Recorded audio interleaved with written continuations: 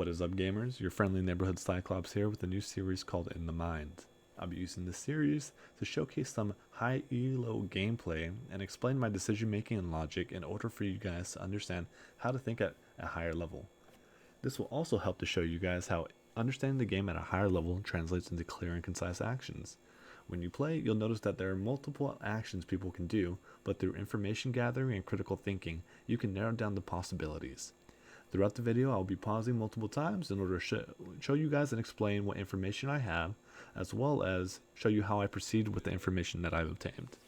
Yeah, I don't know what the guy's name is, but like he does it and he has like text over, right? Yeah, his is just text. It's Okay. Not, I feel like it's so much easier to just like, I mean, the text is nice to read, right? But I think it's just better to do, voice. Now, what some of you might have noticed already is that I've not put my trip or cage down on site, and might be wondering why that is. Let me explain. I only do this in comp matches, never in scrims or tournament games, but what my thought process here is that since I'll be using my camera to spot for them A main, as well as using my camera to bait for jet, I don't need to place my trip or cage just yet. If they come A, they'll break my cam more than likely. During that time, I'll go put my trip and cage down for short. And if they don't come A, I'll conserve them for the next round, or if I need to, cage bomb off, or possibly trim flank for a lurker on the other bomb sites.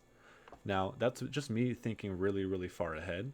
And some of you might be wondering, like, wow, how did you really think that far ahead? And that just usually comes from you playing the game and knowing, oh, if they come A, right, obviously my trip and my cage will stop them.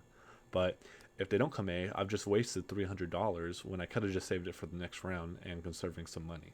So that is just the thought process behind me doing this play. Saving dart for retake. Killjoy seal. Nothing A.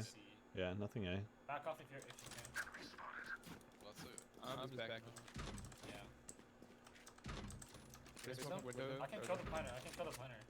So right now you must be wondering why I keep jumping and looking at my camera. Well, there are two reasons for that. First, I want to rotate towards C site, since we saw nothing towards A as soon as possible. And secondly, because we don't want to get caught up by a lurker lurking into A, I want to keep eyes on it as much as possible.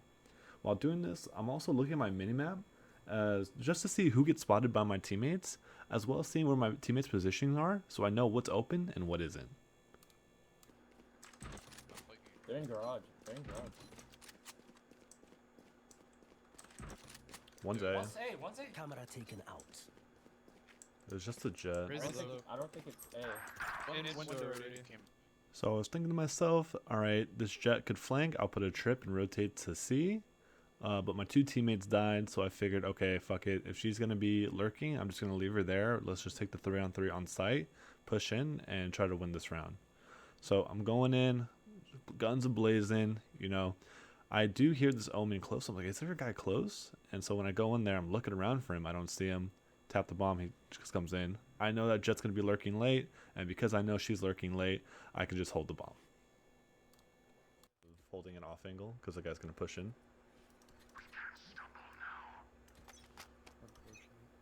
Very. No more charges left. Race towards A. Grass is clear.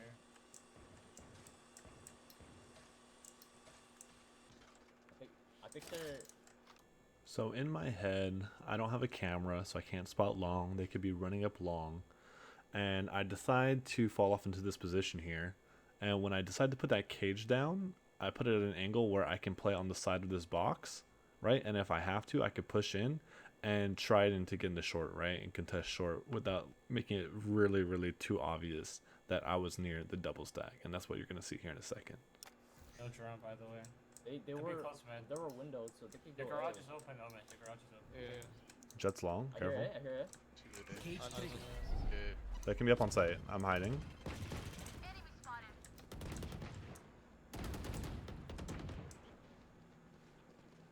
Shot down.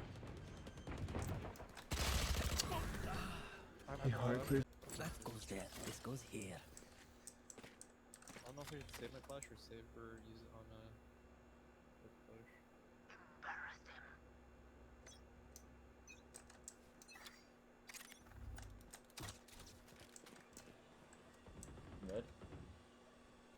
So if you haven't noticed already, I only have one trip and I decided to put it towards long. So in my head, I'm like, okay, let me plan around this. Let me play around it. I'm going to cam into short instead of camming long because I've cam long a couple times already. So what I'm going to do is cam short in order to get the information if they're there or not. And I'll play short off my cam and I'll play for myself. So if I notice that they are in short, right, and I'm not going to go off and on it periodically, right, because I don't want to have them shoot it from a main. And if they are in a bad spot, I'll be able to peek out and hopefully kill them with it.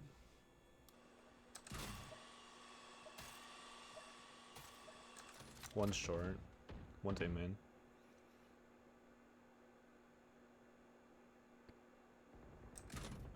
Spraying garage. I might need set up a line by close garage. So you didn't trade that? In garage. In garage. Hold the Nice. exit. They're mid. They're a lot mid. Yeah, I think they're gonna go towards B, or at least up garage maybe. So after sitting on my cam and checking it a couple times, like I said before, I see that my arena dies mid, the jet trades are kind of late, and I still notice that there's no one A main. I figure, okay, they're going heavy mid. This is a great chance for me to push up A main and get some really good control. And what you're gonna see here after this part where I push up, my cam's able to spot the jet, and because of that they fall off and they get forced to going to a different site. They backed Alright, out what's- with stuff. They went towards like. My camera is destroyed. Couple outside A main. They're leaving. We're going A. No, they're leaving.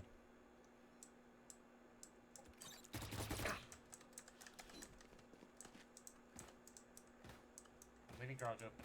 I'm here with you. I'm Two, in. two, two, Like, two, two, long. two. Coming up. Get blind? Flash. Yeah, I'm 30 blind. seconds Under the left. rip. Not yet, not yet. One enemy remaining. Nice. So if you're wondering why I'm posted up here, in my head and what I saw, I didn't see the omen, so I thought he could have been garage because as I was rotating through CT, I was looking at the minimap, I saw the jet coming through B, and then my Sova and my omen were on C itself. Garage was completely open, don't know where he's at. I'm going to assume he could be in garage, so when I rotate over, I post up on it. Is the bomb down? No, I don't think so. And there it is. Yeah, it is. Nice. They're AP to garage. Yeah, they're going B. I give him C. I don't think it's B. I think they're going to Yeah, remember it's- that. like What? I yelled at to get fucking help. 120 on the race. Enemy spotted. Reloading. I'm my flash. Spike Can you flash planted. default? So I was already rotated towards B when this round started, as you can see, right? Our Reyna died mid. So again, I just rotated quickly, nothing. I have my trips on A. I don't have to really worry too much about A because I have a retake cam as well. But we get the call that, you know, a lot of guys garage, other guys towards C. And you see me before this posted up towards mid. And the reason why I was posted up towards mid is because I'm just looking for, in case there's a lurker, I'm always aware of the flank, right? And then once I get into the smoke, I ask for the flash because I realized, okay, the only way we're going to win this 3v4 round, it was a 3v5 until a couple seconds ago, but a 3v4 round here is to hurry, quickly use our util and try to get some picks, and then me to ulti, and then we can find out kind of where they are and play off of that. Where Oh, is maybe. everyone hiding? One close side. Evil-eyed. Last two on your smokes. Long. Cypher, turn around so you don't shoot your head. Turn around. One enemy remaining. Reloading. Spike Turn defended. around. Hopefully.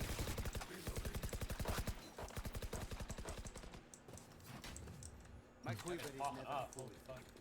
Was that guy blind? Oh, Yeah, okay. he was. Yeah, all of them were blind. I was just running. My dart. Lobby. Jet, you play mid? Oh, this is a nice spot. Yeah. This goes here. Yes, this should do. Jet? Let's What? put cam in B. Can you go B? Can you go B? I'll play it. Oh, okay. Just switching my darts a little bit. So you're just destroying it.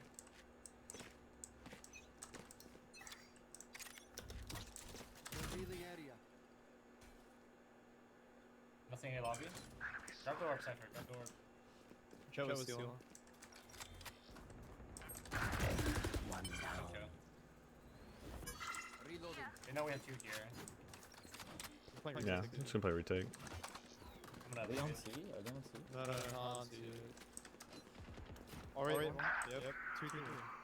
What the fuck? No, wait, how did 57 on you Jet. see so quick? I only saw one steal long. I know, but they're Planning. Last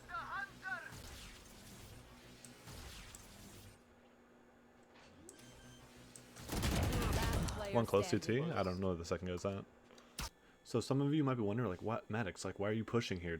It's like a 2-on-3, and he just stopped the bomb planner with his ulti, right?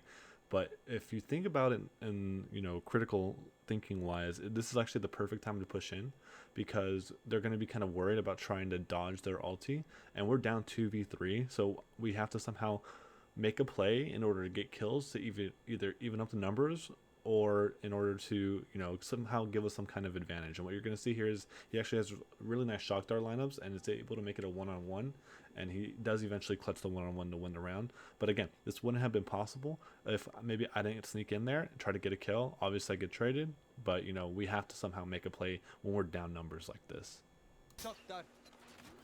Shock dart. One enemy That was him. remaining. That was a close guy. 57.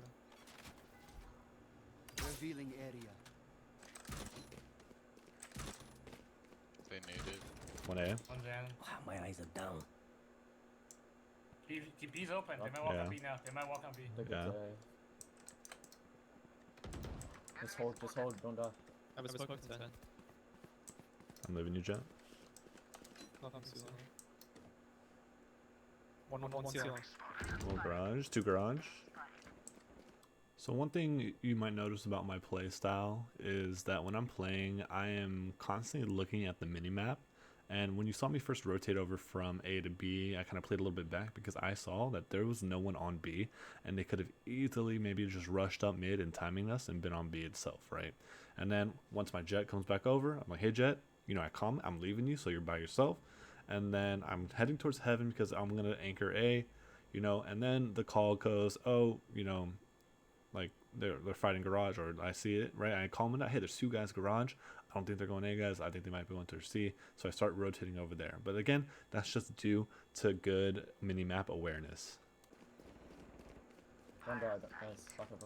Stealing low. Garage. I have to give up garage. Nice. Flash. They're in. All 3 should be there. One enemy Last guy remaining. should be Last one garage. garage. Low. Nice. It was weird, but it's funny. It's pretty chill. Smoke cross. 2 there, 3 there. Last Okay, there. you're in. Hey. Camera taken out. Fire in the hole! Cage triggered. So this round, I was able to see quite a lot of people coming up A long. And the biggest pivoting point of me going and maybe fighting with the Jet was when I hear the Raze ulti, right? As soon as I hear that Raze ulti, I said, F this, I am out of here, and left my Jet, right? And the reason why I leave my Jet there instead of maybe like dying to the rocket for the Jet is I know a Jet can dash out and, get to safety, right? And then while he's sprinting to safety, you see me pop my cages. Pop the first one, right, on long in order to make sure he doesn't get shot in the back. I pop the second one short because when he's trying to rotate, maybe get into a different position, we don't want him getting shot from short. And then after that, I know that they might not expect me in this corner because the Jet was there, and I can just play and I get 2 easy kills. I'm gonna smoke your close Hey, line. come up. One short. Careful now. Help. Nice. Nice. One more. 2 up long, 2 up long. Alright guys, this is going to conclude the first episode of In the Mine, right? I tried my best to get as many good rounds as possible where maybe some critical thinking had to come into play. And as you can see, we were able to get a few good clips here, as well as me being able to explain maybe some finer nuanced things, some nuanced concepts that maybe you guys didn't get, or maybe a couple plays that, you wouldn't have gotten in the moment that I was able to explain and kind of figure out, explain to you and how I figured out how to do it. All right. If you guys did like what I showed you today, be sure to let me know if you want more content like this, because I would gladly be able to do more videos where I kind of explain my thought process and explain what I do and when I do it and why I do it, you know? Alright guys, I'll see you guys in the next one. Pokemon, Mega Evolution, Science, Cockfighting. Really, man, wish that for